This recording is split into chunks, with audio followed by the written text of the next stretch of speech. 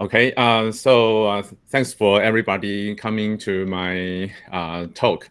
So I saw about 25 audience, and some of them I'm familiar with, and parts of them I am not.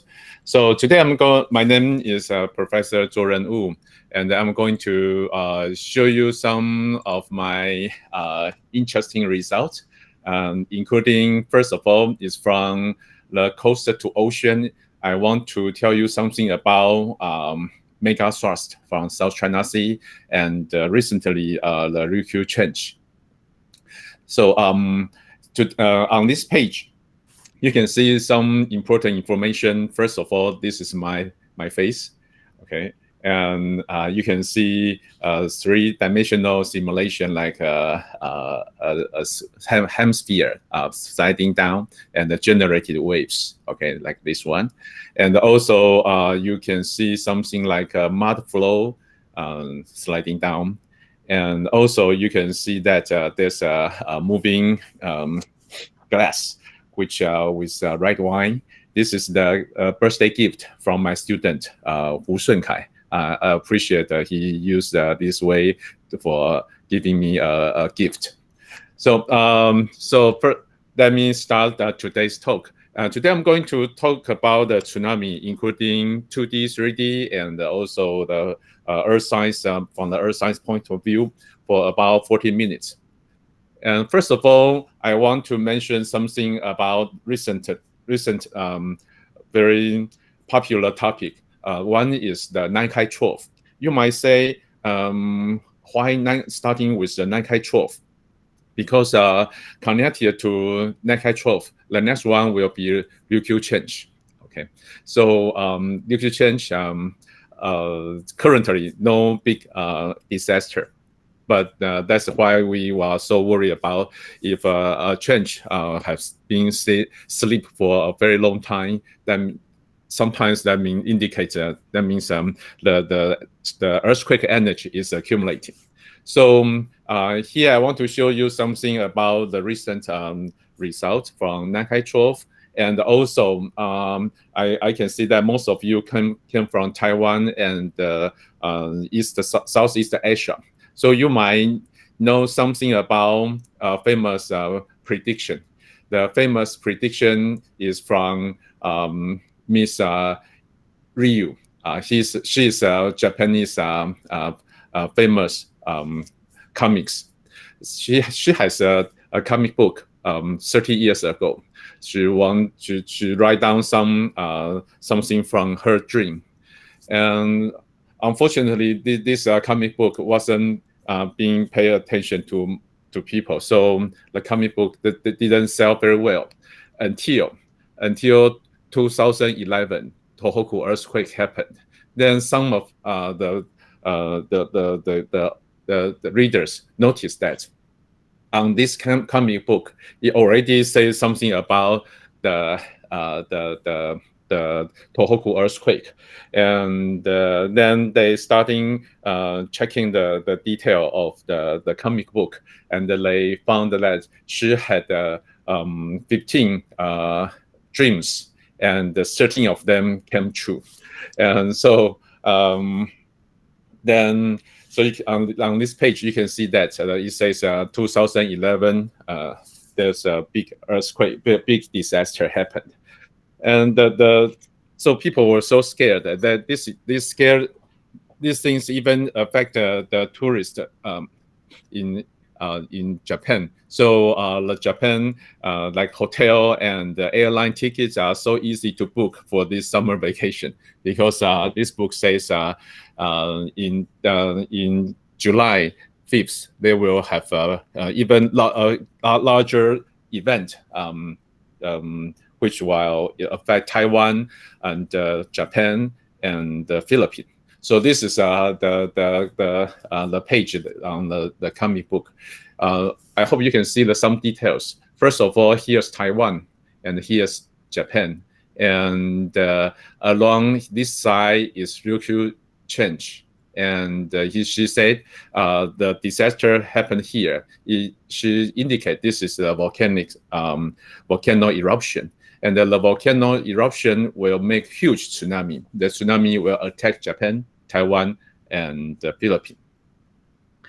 And then she also mentioned that there are two dragons flying from the air. So a lot of the news reporter asked me what happened to this one. Is this true? Will this event, this prediction come true? And I will say yes and no. Let's say no first, because this comic book predict that the huge event happened in the Philippine Sea Plate. The Philippine Sea Plate located right here, just like what she drew. But from the Earth science point of view, the large earthquake or large tsunami will never happen inside the continental plate. The large mega tsunami or mega earthquake always, I can use this very strong word, always happened around the trench area, that the collision area line between the continental plate and another plate. For example, here's the Euro-Asia plate, and here's the Philippine Sea Plate. So if she says something happened around this plate, then I will say, yeah, maybe possible. But she said the big event happened right in the middle of the plate, and I was saying no, based on the modern science acknowledgement. There's no any clue says a huge event might happen here. So and then the news reporter asked me, then how come I say maybe the answer is possible? I would say because she is not a professional earth science people. She's not a scientist. She's just a young girl 30 years ago. So when she was a young girl and 30 years ago, by the time there's no cell phone, there's no internet. There was internet, but not so popular. So I asked the news reporter. I say, if so today you listen to my talk, and after the talk, then can you write down all the details for what I said? And she said, no, it's impossible. So I said, that's right, yeah, because she was in her dream, and in her dream, and she drew something might have something wrong, but I can sure that she dreamed some disasters, and beside Taiwan and Japan, that's for sure. But for details, it might have some errors. So then she say, can I say some more details? And I say, before I talking about the details, I want to introduce one famous model, which is the focus of today's presentation. That is a very famous numerical model. It's called Concord numerical model. Concord is Cornell multi-grid coupled tsunami model. It's developed by my advisor, Professor Philip Liu. And this model can solve shallow water equation on the spherical coordinate system, and also can we use a very coarse grid and also very fine grid, because this model can use multi-layer. And this model can also being used for calculating the tsunami inundation, which is very important for the coastal area.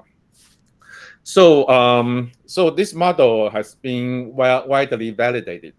For example, this one I just choose some of the famous case validation case. One famous case is the tsunami run-up. So this run-up case is done by another famous tsunami expert, Professor Cassis Sinolakis. When she was a PhD student, he did it, sorry. And the data are presented on the NOAA website, as you can see here. So when the solitary wave or tsunami came in, then the wave will come up and goes down. So here shows the results for numeric for laboratory data, and the solid line is the Comcast simulation. So you can see that the result is quite good. But I would say, of course, because it's being chosen. Because Professor Philip Liu chose this one as a benchmark problem, so the result must be good for Comcast. And then when I came back to Taiwan about 20 years ago, then I bring this model back to Taiwan. And by the time there was no like the 2004 South Asia tsunami just happened, but the 2011 Tohoku earthquake haven't happened yet. So I have plenty of time to run by using Comcast to simulate the 2004 South Asia tsunami. And I realized the Comcast is really accurate, but very, very slow. So I cooperate with people in Academia Sinica to speed up the Comcast model. So they help us to improve the Comcast to be a multi-core model. So this picture shows that I was in Singapore, and they purchased a very by the time it's a modern computer. So I have a chance to test this model by using multi-core. So you can see that we test only 32 core server in NTU. I remember the one machine cost 30,000 US dollars. And I was a poor PhD graduate student. So by the time I feel very satisfied, because the machine worked very hard, and the CPU runs 100% almost. Then when this model was done, Tohoku earthquake happened.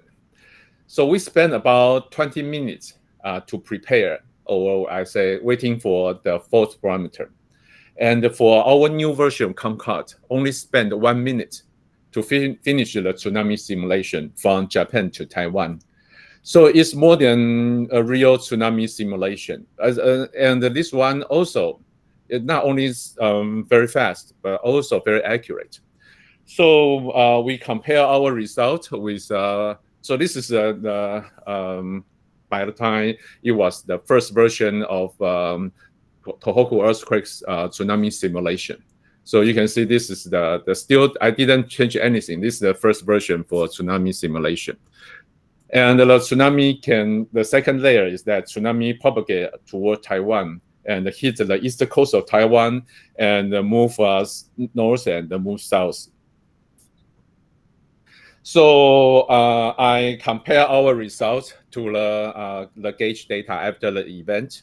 So here I choose some of the comparison. Here you can see that there was a Japan tidal gauge station called Hanasaki, and it's around this area. Actually, Japan has a lot of tidal gauge, but most of them destroyed by this mega tsunami. So Hanasaki is the one one gauge which have very complete data.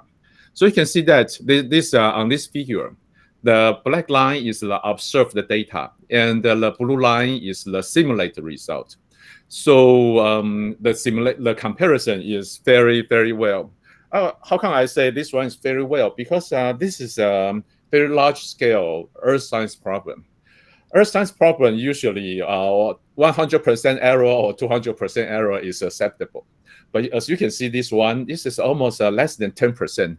So this just like our I would say our tsunami scientist, the dream of our tsunami scientists, because this accuracy is more than what we expected. So it's quite accurate. So we are not satisfied only compare with one tidal gauge station. We also want to compare our results with different sources. So we choose the other one is the NOAA buoy. So USA have NOAA has deployed a lot of deep ocean buoy to receive the tsunami signal. So this is NDBC and very the northern part of Japan. So you can see that the comparison also shows very good results. And then we compare our results with, we even very brave, compare with the result with Russia tidal gauge station. So on the opposite side, or west side of Japan, please notice that the Tohoku earthquake happened on the east side of Japan. And on the west side of Japan, they also received some very weak signal. It's about 15 centimeters only. So we also compare our results with that. So there's a very weak tsunami.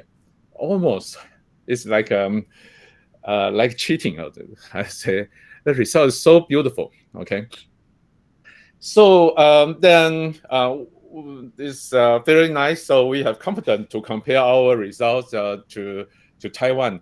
How come I show the results in Taiwan for after all the comparison? Because the tsunami wave propagating from Japan to Taiwan have to go through all the Ryukyu change, and the Ryukyu change is very complicated. The ridge in the ocean that will make the numerical simulation very difficult.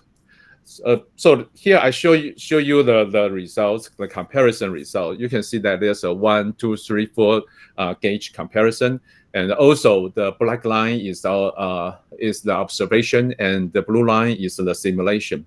So you can see that the result is very nice. So that gives us very good confidence that we can make the simulation fast and accurate, very accurate. That's why by the time I was quite popular because our government want me to provide more information about the future potential tsunami hazard in Taiwan. And also lots of media want me to say about the tsunami. So before that, I want to show you something about how to connect our tsunami simulation with the ionosphere technology. Because I noticed this talk is arranged by two prism. At the beginning, I thought two means tsunami, but later on I realized two means Taiwan Space Union. Okay, so tsunami or two prism, all good to me. All right, so let me see. So this is the work done about 10 years ago, actually, with Professor Tiger Liu, Liu Zhenyan. So he said, maybe we can try to see something from the sky. The ionosphere might be disturbed by a large scale motion, for example, like tsunami. So I say, okay, sure, let's try this one. So then I asked her how to know the ionosphere being disturbed. He said, easy. We can use a GPS signal. And I say, why GPS signal can can let us know the tsunami disturbance. He said because the GPS signal will affected by the ionosphere. If the ionosphere have some waves in there, then the GPS signal will become very unstable.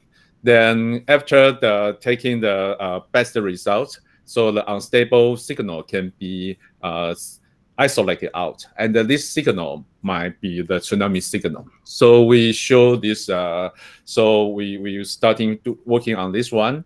So here shows a cartoon showing if there's a tsunami, then the ionosphere will be affected between the GPS satellite and the GPS receiver. So here is the result by the time. On the left panel is the one I use the numerical simulation, and on the right panel is the field the tsunami signal from the ionosphere. So you can see that the tsunami signal really captured by the GPS data. So here also shows some results for stationary pictures. So, for example, like after the 10 minutes after the earthquake event, so I refer 10 minutes as the early stage of the earthquake. The ionosphere signal contains both seismic and the tsunami waves. So here is the tsunami, and here has two signals. One is the seismic wave, one is the tsunami wave. And 20 minutes after the earthquake, seismic wave rapidly propagate outward. But the tsunami wave is so slow; it's only about like 200 meters per second. Okay, compared with the like earthquake, the propagation wave.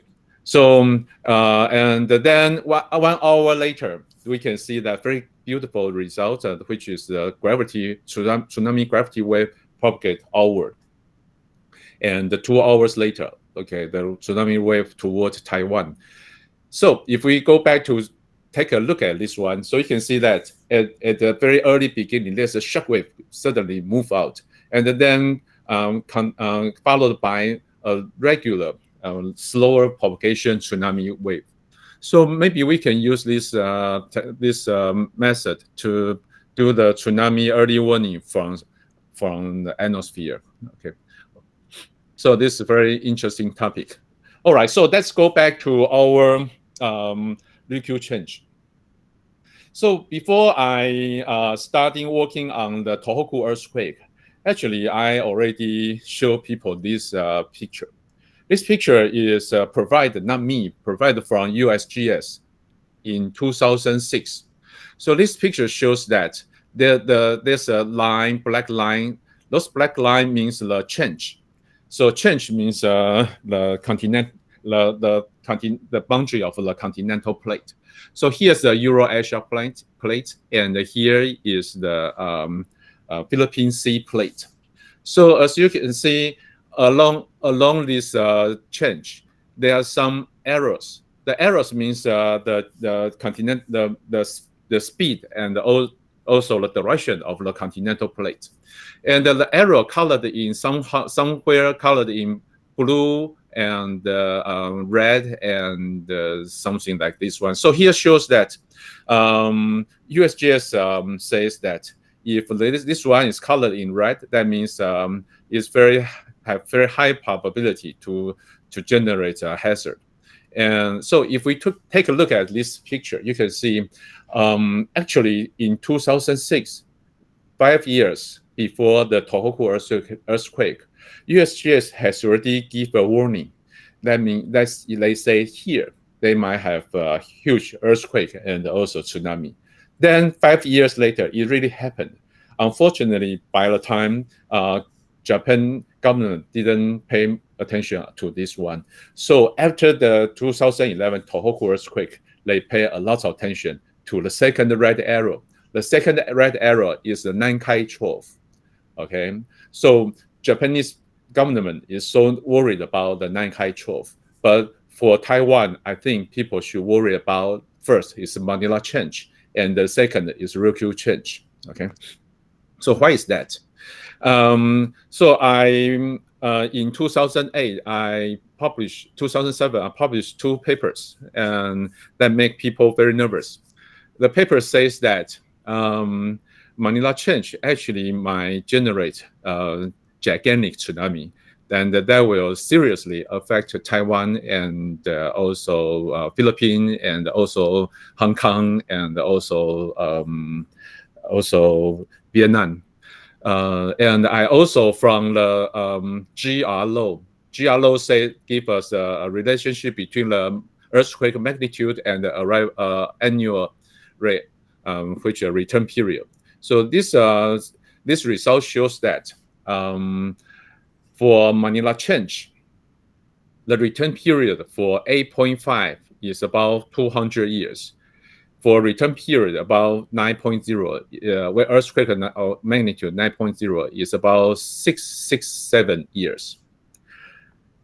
So I hope you have some idea about the earthquake magnitude. For example, for like Tohoku earthquake, the earthquake magnitude is about 9.1.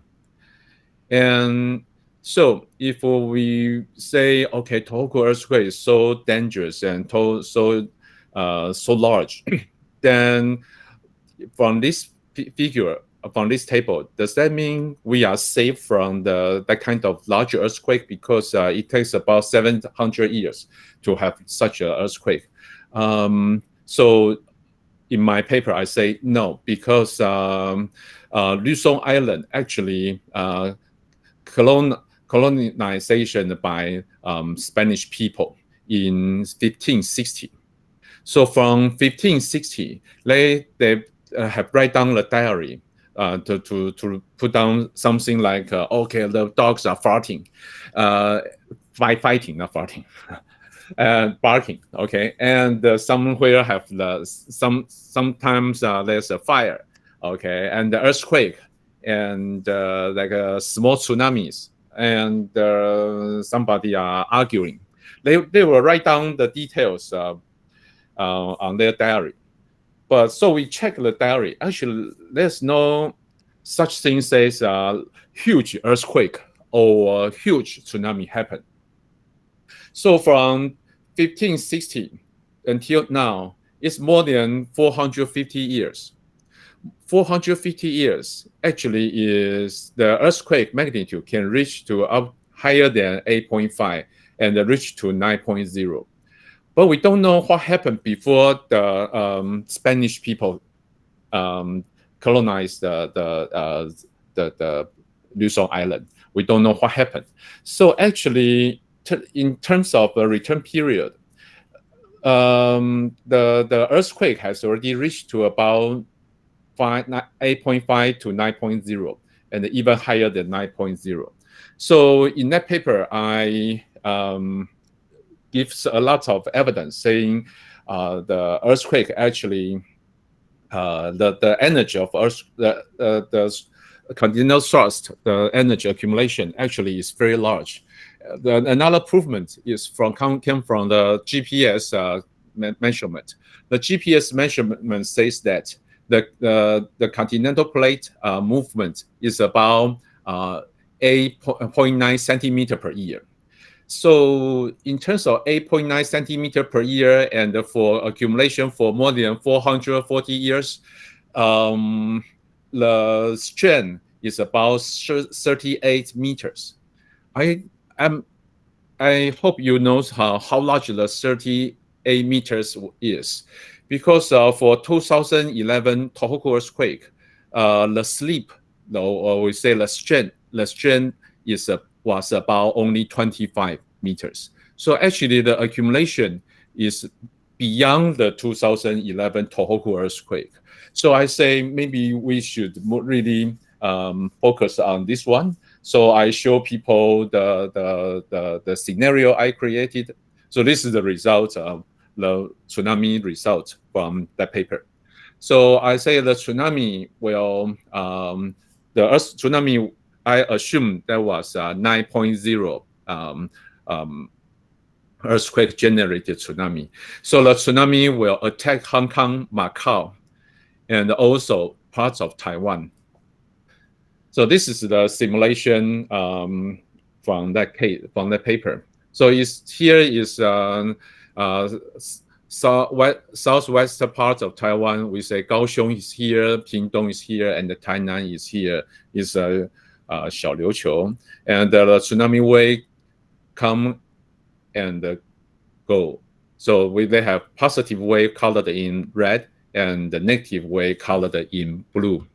And so that make Hong Kong government very nervous. So they have lots of interview with me and ask me how to do something for this Earth tsunami. So, and also we from the in Taiwan, we also have many other historical earthquake, and for example, like 1867 Keelung earthquake. So actually, from the in Taiwan, I by the time I realized that people usually say Taiwan has no tsunami event. Actually, it's not. There was a lot of tsunami. So our government, Taiwanese government, want me to tell people more about the tsunami. So they give me a project, asking me to evaluate what's the tsunami hazard in Taiwan, and this one is related to today's topic.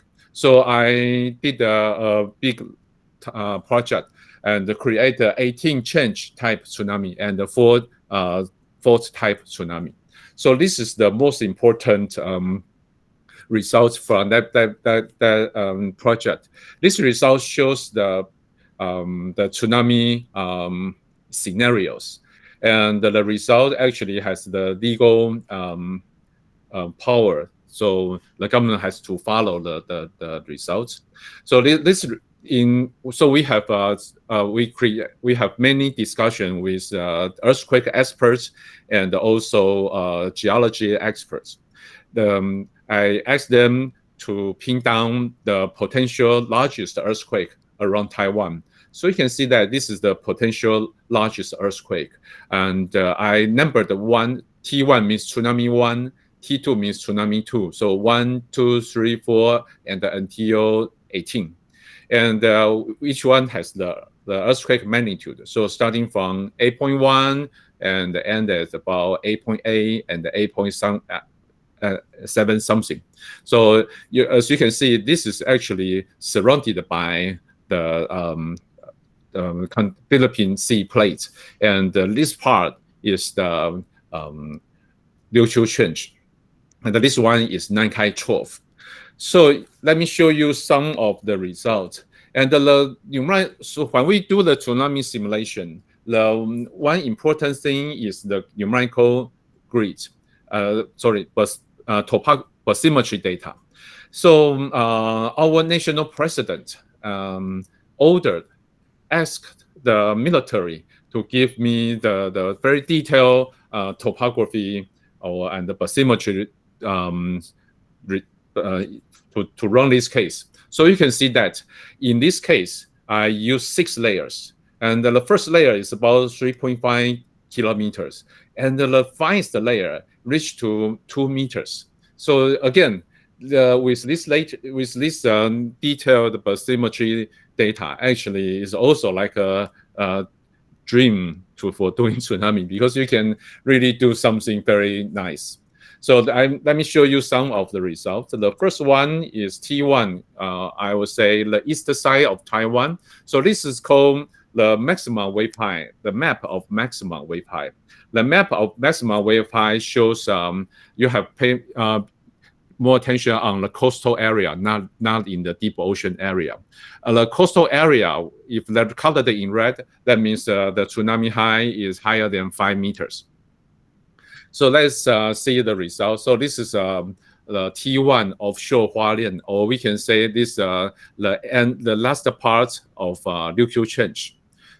So this T1 caused lots of damage on the east side of Taiwan. And the T2 is notorious Manila Trench. So you can see that Manila Trench will directly hit Hong Kong, and this part is the nuclear power plant in mainland China. We say 大亚湾核电站, okay? And also this result shows in Taiwan, the southern part of Taiwan is under the serious threat for this case, including our nuclear power plant and Pingdong and Kaohsiung. And the T3 also hit the Hong Kong, Macau, and the nuclear power plant from the mainland China side, and also with Taiwan, the southwestern parts also under the threat. And then we go through number 4, number 5, number 6. So number 6 also will affect Japan and not Taiwan. And the number 7 is very interesting. This one is facing the eastern side of Pacific Ocean, but Japan is also colored in red. So it's quite strange that the tsunami going this way, but Japan will also be affected, but Taiwan is not. Then number 8. So number 8 is the case of YAP change. You can see that in this case, actually the tsunami energy directly project to Taiwan. So Taiwan will seriously damaged by this case. And also Philippine Sea plate, and also the island chain between Taiwan and the Philippines, and also the entire Japan is colored in red. So I have to stop this one for a while because in this case, it's almost satisfy the Miss Ryu 龙树亮小姐, because from in her dream, the disaster she said is from Japan to Ryukyu change to Taiwan to Philippine Sea plate to Philippines, and also the island exposed. So and also this tsunami also passing the center of Philippine Sea plate. So if people ask me, is there any case that very similar to the dream? I would say yes. One of the case actually almost satisfy most of the situation she said. But this one was not caused by volcanic eruption. This one is caused by mega earthquake and the mega tsunami. So as I say, I'm not sure if the Miss Ryu is 龙树亮小姐. Miss Ryu really documented all detailed correctly, or she made some mistakes. Otherwise, this case might be one of the candidates to satisfy all the situation. Okay, so let's keep on working on. Now it's T8 and the T9. T9, you can see slightly different location than the tsunami wave will leave Taiwan and facing the Japan. And the T10 and the T11 and the T12. So you can see that no matter which case, Taiwan, most of cases are safe because colored in only light blue or light green. But Japan always colored in red. In red. So I say tsunami just like tourists. They like to go to Japan. They don't like to go to Taiwan. Okay, so and the T3, T14, T15. T15 is the Nankai Trough, and the T16 is the Ryukyu change, and the T17. And starting from T17 and the T18, Taiwan will be seriously, again, affected by Ryukyu change. So here I show some summary of the result. So it shows that T1, T2, T3, and the T8 will have a significant impact to Taiwan, but also T18 from Ryukyu change is also will have important significant result. So let's go back to the one I say from the Nankai Trough, because the Japan government also want to know what happened what might happen to if Nankai Trough really creates a huge tsunami. Then this is the simulation result. So thanks Xinyi for doing this simulation. So you can see that tsunami propagate and first hit hits Japan and reach to Taiwan. So here's the detail of tsunami propagation to Taiwan. So this color shows about this one. All right. So actually, the tsunami wave in Taiwan, the wave height is quite small. So this is the maximum wave height. As you can see, the most energy toward this direction, not toward Taiwan. So Taiwan actually only Yilan and Su'ao has to be very careful about this case. And the arrival time shows that it takes about 4 hours, 3 hours to reach to Taiwan. And so 3 hours here and 2.5 hours, the first wave will come, and the 3 hours, the main wave will come. So here's all the tidal gauge from Taiwan.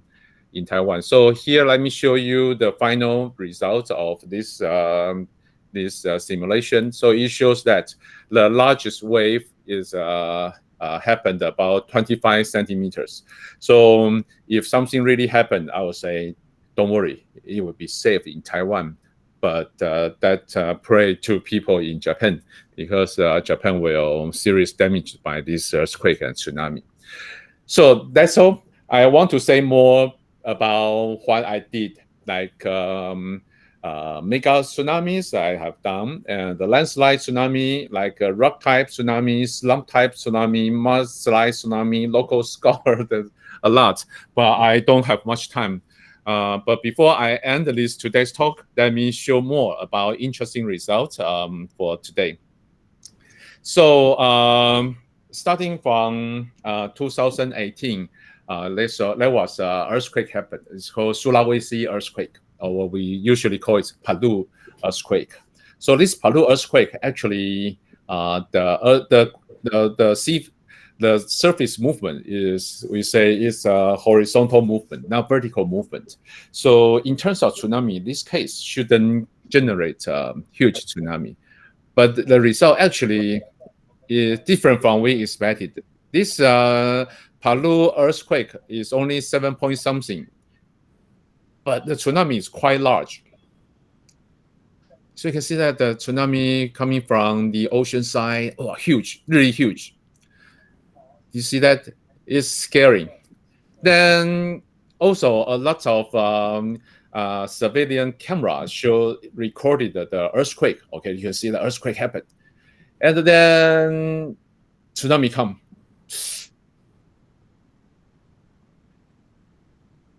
But that confused us because tsunami come way too early.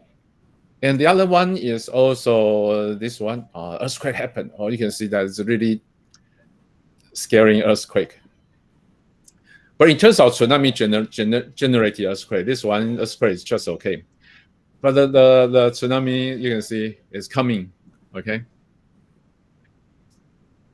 And this case very interesting. It shows the first time people really use a video camera to record the landslide tsunami. So you can see here's a landslide tsunami, and a lot of landslide tsunami, and the landslide tsunamis, and also landslide tsunami from the airplane. So also on the boat, people also see the landslide tsunami. Oh, it's huge. So from here, you can see the large landslide tsunami, and also 1, 2, and also here comes another tsunami, tsunami wave. This is smaller, okay? All right. So a lot of evidence shows landslide tsunami. So this refers to another huge event happened in Taiwan, which is last year on April 3rd. Hualien, we have a huge earthquake happened in Hualien. The magnitude is 7.4. Or I cannot say huge because compared to 9 point something, that's quite small, 1,000 times smaller. But this earthquake really damage our famous, we call Turtle Mountain, the head of Turtle Mountain, because that create a huge landslide. So this give me a motivation that we should do something about landslide tsunami. And also we found the tsunami borders in Taiwan. That might indicate we have a chance to reconstruct the tsunami events in Taiwan. Okay, it's related to history. And also this scour hole shows the tsunami borders shouldn't be this small. Originally should be much larger because of the ocean scouring make the swashing make the border much smaller. So, and also from the engineering point of view, the tsunami will make the foundation loose. So we need a good numerical model. So that's I create a numerical model, which I don't want to tell you the details. Just want you to know this model is very accurate, because this model is originally designed for NASA, from NASA to launch the rocket. So we use this model and the modified model to give the tsunami module. So this is the tsunami simulation. Okay, the tsunami simulation is very beautiful to me, and we can put whatever we want, like the pollutant going up, the pollutant being after the tsunami that will or a long wave that will give you a well mixed. And also we use this model to do the wind turbine simulation and the nuclear power plant attacked by a tsunami. So you can see that we connected with a large scale Comcast model, and so the tsunami waves coming in and flood over the water intake. And also we can do the simulation for the sloshing problem, because the sloshing problem will damage our nuclear power plant. Okay, so this is a beautiful result for shaking. So, but I need a moving solid module for rock slide tsunami. So my student Hu Shunkai, he helped me to create a very good model. It's called a rigid water method. So the rigid water model is coupled with DEM model, and here shows a very beautiful result. It's a floating box, just like a floating deck for the offshore wind turbine, and the comparison is very well. Also, the ball drop into the water and create a air chamber, and the benchmark problem want to see the air chamber. Okay, so these results will give us very good trajectory prediction and the wave. So I here just show you something about the results, and also the landslide tsunami. Okay, very nice. So we use this model to do something very interesting. One is done by Huang Yixuan 同学. Okay, so this model shows we can really draw a solid material into water or elastic material into water. Okay, even though I don't know which from the earth science point of view why we need this, but we can do it. Okay, and it's probably the most powerful model in the world. All right. Then we use this model to study the Greenland landslide tsunami. So the Greenland landslide tsunami happened in 2017. So this is the simulation because the wave height is quite large. So this is the simulation.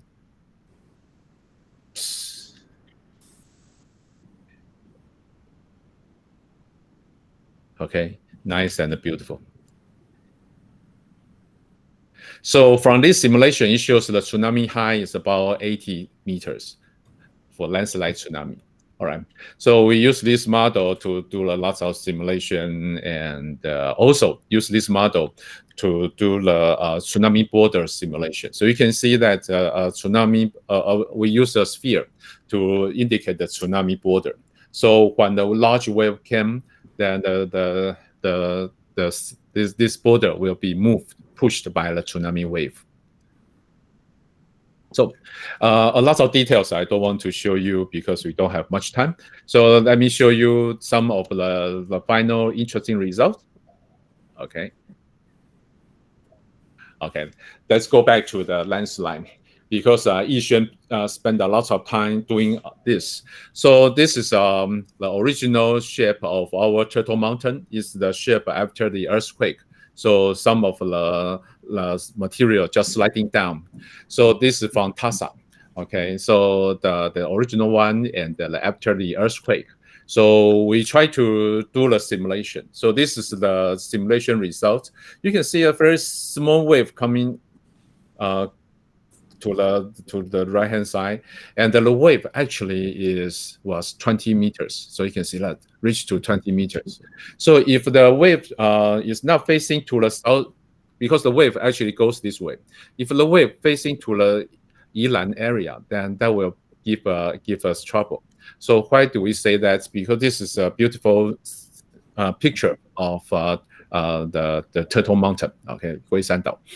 And there was two volcanic mountain. One is here, the other one is here.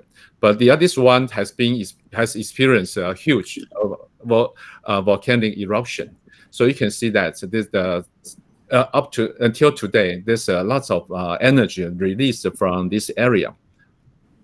So if you go to the opposite side, we can see there's a huge landslide happened before. So if we check the ocean bottom, we can see that actually there's some evidence showing actually the Guishan Island was erupted, and a larger landslide happened in that event. So this shows a very clear detail. So we use this model to use those information and run our model to see the tsunami generated by that case. And so this is the final result. And so that means in the future, if the volcano erupt again, the only possible tsunami direction will face to the Yilan area and cause serious damage. All right, I think that's it. And I should stop now because I'm running out of time. So thanks for listening. Thank you very much, Wu Lao Shi. It was a very interesting talk. And I have just one professor and two experts from Yilan, and they are listening to your talk very, very carefully. Yeah. Any questions from the audience? Yes. Okay, please can you hear me? Yeah, please. Yes, Professor Eric Lansa from Singapore NTU. Congratulations for your talk, very insightful. I would like you have presented a major tsunami with models with Japan at the trench, right? So not really on the continental plateau. My question would be, is it existing models where we might have seamounts, intraplate seamounts, means on the continental plateau, that could have some landslides that could generate some tsunami? Of course, not of the same magnitude, but my question, I would be curious to know if there are some investigations. Sea mountain, or are you saying sea mountain? Yes, absolutely. Okay. Yeah, sea mountain actually, there was evidence showing that a lot of earthquake actually generated unusual tsunami, and the unusual tsunami came from the sea mountain landslide. So as for the sea mountain landslide, the feature of sea mountain landslide is that the wave height locally will be very, very large. For example, like 20 meters, 50 meters, or the largest sea mountain landslide will be about like 50 meters or even large. And where can those sea mountain landslide happen? Maybe I can share my maps.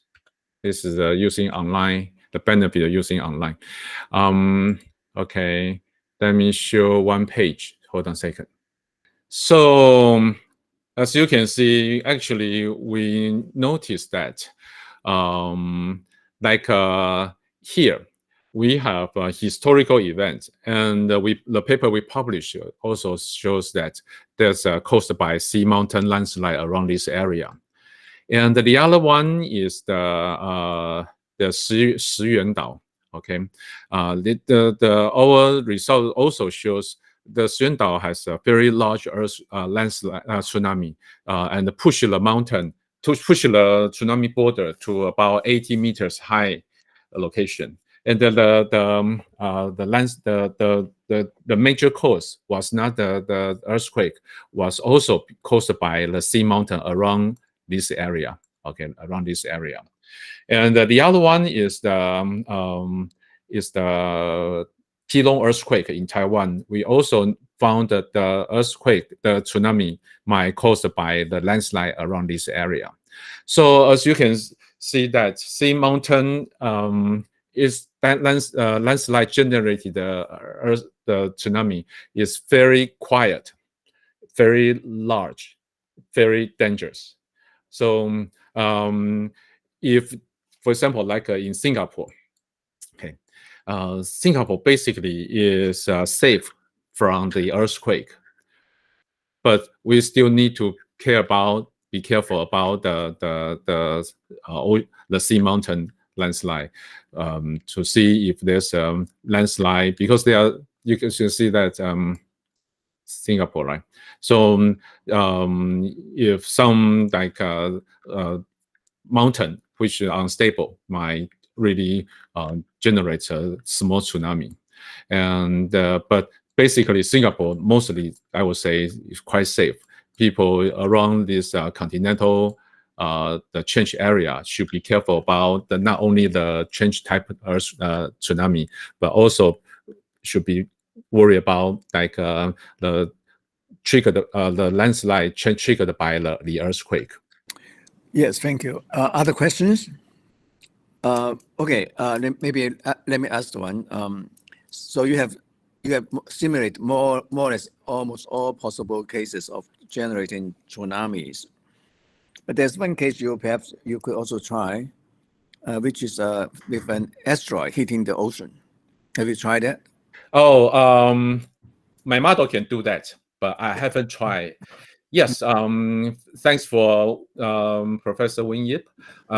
Because from the prediction, she said actually happened in the middle.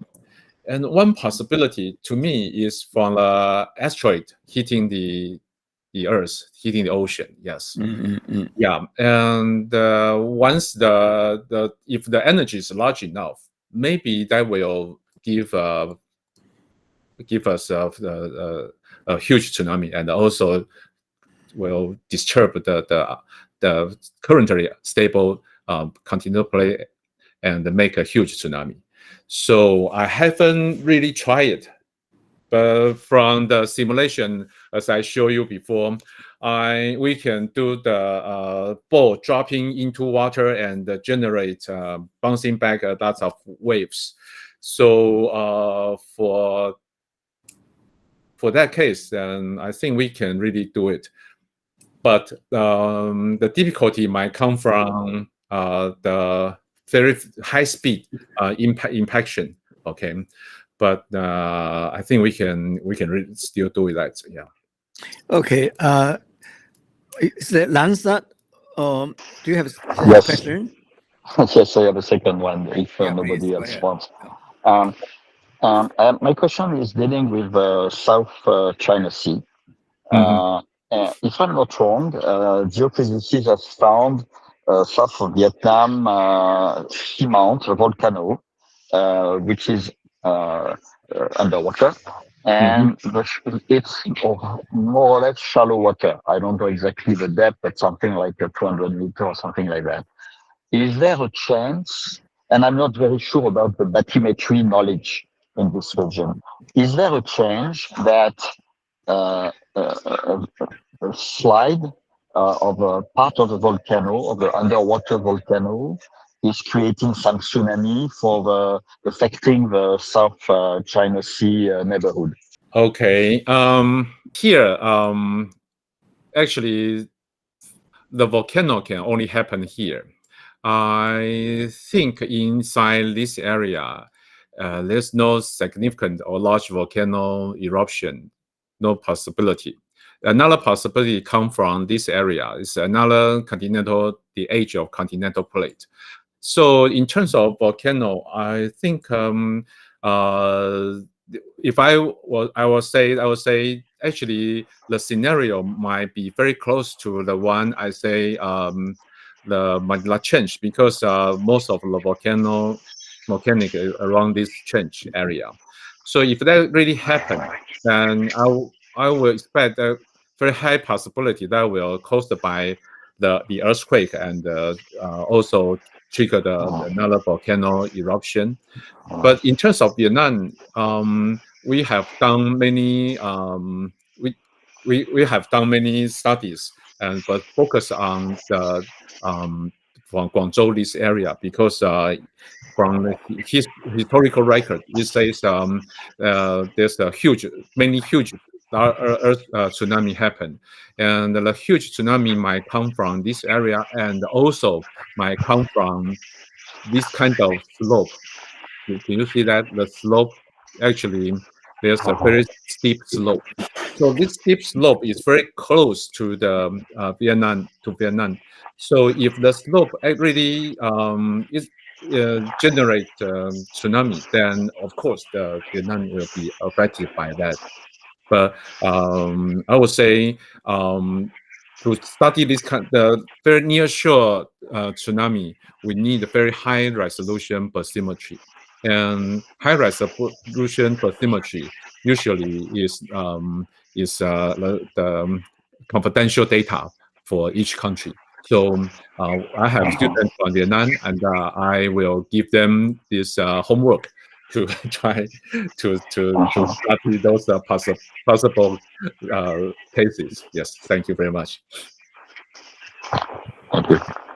Okay. If there are any other questions, there's Lin Jinhua. Yeah, please go ahead. Forgive me, I just use Chinese. 好，请请。老师，对不起，我注意到您说那个南海海潮的海啸到达台湾东岸的水位大概是30-40公分，这个我应该没看错了啊。没错。那问题是我的concern是这样，就是说台湾的东岸有很多的港口，包含苏澳军港、花莲港，还有一些大小不一的渔港。那我们也知道说，从日本那个3.1海啸，我们发现说海啸到达近岸，那个会跟近岸结构，特别是港口会沿河川溯上。对。那东部地区也有很多，其实在比如说像宜兰丽泽那个地方，就有很多那种大小不一的灌排渠道。对，你那边在做嘛，对吧？灌排渠道，那这些是不是因为30-40公分说大不大，说小不小，但是对于一些港口还是有它的影响，毕竟那几个大港都是有大型的这些船只，或者说在内陆地区还是有一些居民会在。那不晓得这部分会不会有，就老师您的评估会不会有实际的影响？好的。Okay, thanks for Dr. Lin. Let me briefly introduce, translate the questions. He said, as I say, the tsunami from Japan, actually, even though like the Tohoku, this kind of large tsunami, when they reach to Taiwan, the tsunami high is less than 50 centimeters, as I say, around 30 centimeters. So, but however, there are a lot of fishery harbors and very like a local irrigation system, which with very low elevation. Will those 30 to 50 centimeter tsunami affect the area? I would say it's really hard to say the details, because we need to consider the detailed simulation. But I would say from the result, it shows, you can see here is Yilan. As I say, actually Yilan is more dangerous than Hualien, because Yilan is very flat. and a lot of the river or irrigation area actually is very close to the sea level. And not to say one important harbor is called Suao is located here. So if the tsunami came and with that kind of large earthquake, that means the tsunami wave length is very, very long. So the 30 centimeter wave length with very high resolution simulation might shows, I expect, might give some damage to this one. So actually I have another project doing this. That kind of project is saying that, okay, so from the tsunami from Japan, like takes about 3 hours to reach to Taiwan. So we have time to escape. And also we have to know how far those ship or those boats should escape from the tsunami. Because the tsunami is called tsunami because the tsunami will attack harbor area. So those areas mentioned by Dr. Lin actually is quite thoughtful because they should move their boat to the deep ocean area. Okay, and but how far they should go, that's one of the questions. We are still working on this. Very good point. And for the people in the inland area, for 30 centimeter to 50 centimeters, I think we can just move to the second floor or third floor of the buildings, then that will be safe. But as for the property damagement, I think just let them go. Okay, that's my answer. Okay. Professor. Yeah, I mean, if you have further questions, you could always write to Professor Wu, right? You could find his email address very easily, or check the NCO webpage. Okay, good. Now it's almost time's up, and I want to thank Professor Wu for giving us a very detailed description of his work, and I think it's fantastic work, history work, and keep working. And, thank you. I think that's wonderful. In that case, I would then close this seminar, and thank you everybody. Thank you everybody, and thank you especially to Professor Wu for his wonderful lecture. Thank you again. Thanks, Professor Wing, and thank you everybody for listening. Yeah, bye-bye. Bye.